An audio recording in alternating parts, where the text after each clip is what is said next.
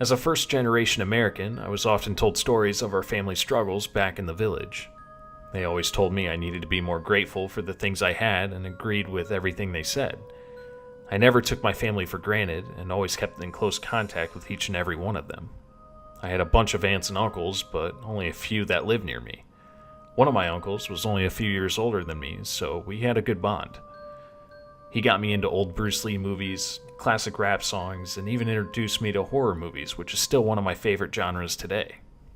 I remember there was one movie that really didn't sit well with me.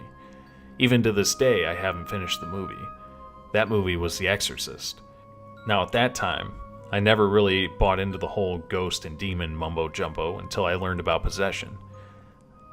I was very unsettled by the thought of demons inhabiting a human body. Being 8 or 9 at the time, it made me very paranoid at the thought of people among us might be demons. Knowing that this bothered me, my uncle decided to ruin my 9-year-old life by telling me ghost stories that involved my family back in the village. Indonesia being a third world country, the majority of society fell into the lower class, usually living in the slums and small rice farms. In my culture, it is often believed that drugs and alcohol weakens the walls between our world and the world of the spirits. My aunts, being young teenagers at the time, indulged in drugs and alcohol due to the easy accessibility of them. It all started to make sense. Both my aunts were believed to be able to see spirits and certain supernatural things. I've witnessed them doing so and thought it was super cool, but my uncle did not end it there. He went on to stories of how both my aunts underwent exorcisms and how demons were casted out of them.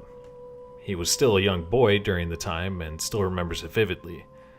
He told me how their house would shake violently, things would fall and shatter but not make any noise. What scared me the most was that he was telling this to me so calmly, like he brushed it off like any other day. He told me it was pretty common to see things like this happen. Since people lived in poverty, lots of people resorted to voodoo and witches in hopes their lives would turn around. Of course, at first I was scared, but thinking about it more made me more skeptical. So one day I straight up asked my closest aunt, who took care of me whenever my mother wasn't around. She was the oldest and one of the two who supposedly got possessed. Me being my young self at the time, I had no filter or sense of timing, so I asked at a family gathering. The room grew quiet and my uncle gave me that look I've never seen before. I remember my aunt looking down at me and laughing, brushing it off, and moving on like nothing was going on. It wasn't quite the answer I expected, but it was an answer. My uncle later scolded me that night about asking questions like that. I wish it ended there. After my mom had passed, my oldest aunt took her place as my caretaker.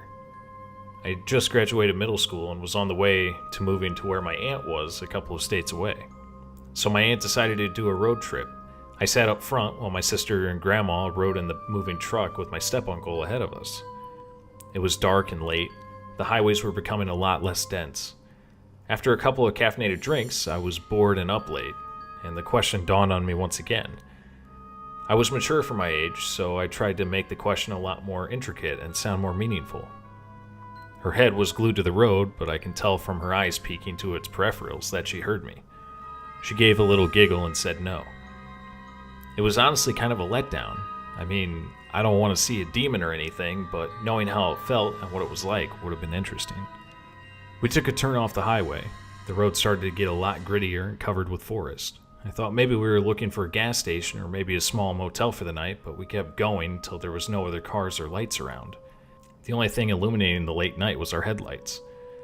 I looked over at my aunt to see tears rolling down her cheeks, interrupted by sniffles and sobs. I wasn't scared, more unsettled and confused. We abruptly pulled to a stop in the middle of the road in front of an old stone bridge covered in moss and vines. It was so dark that I couldn't quite see through to the other side. I hesitantly turned to my aunt as she still sobbed, but behind the tears I can see a glint of a smile.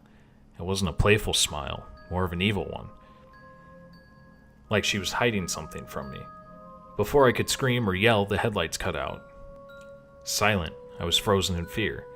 I thought maybe she was playing a joke on me, but I put my hand out to feel her, but she wasn't there. That's what got to me, and sent chills through my body. I didn't hear the car door open or anything. I didn't know what to do, so I buried my head into my sweatshirt hoping it was a dream. Long minutes went by and nothing happened.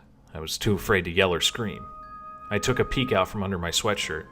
I saw something out of the darkness. I couldn't quite focus on it, and it moved sporadically. I realized that there wasn't just one. Multiple dark figures were running around the car, inching towards the windows. I could hear scratches at the doors. I remember waking up in the morning to dried up tears and sun beaming through the window onto my face. My aunt happily driving down the road with her dark aviators on, listening to a pop song. I dismissed the whole thing as a dream, but I remember emptying the car of luggage and finding a small handprint on the dirty trunk door. I quickly erased it, trying to dismiss the whole thing as just a dream.